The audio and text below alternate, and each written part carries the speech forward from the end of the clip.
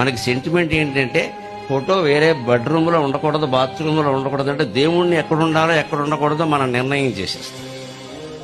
అన్ని ఫోటోలు పూజా మందిరంలో పెట్టవలసిన అవసరం లేదండి. మొత్తం అన్ని పట్టుకెళ్ళి అక్కడ పెట్టడమును, చివరికి కడగలేక తొడవలేక అలా వదిలేయడం, బూజు పట్టేయడం. ఇప్పుడు పూజా మందిరం అయిందా, బూజు మందిరం అయిందా?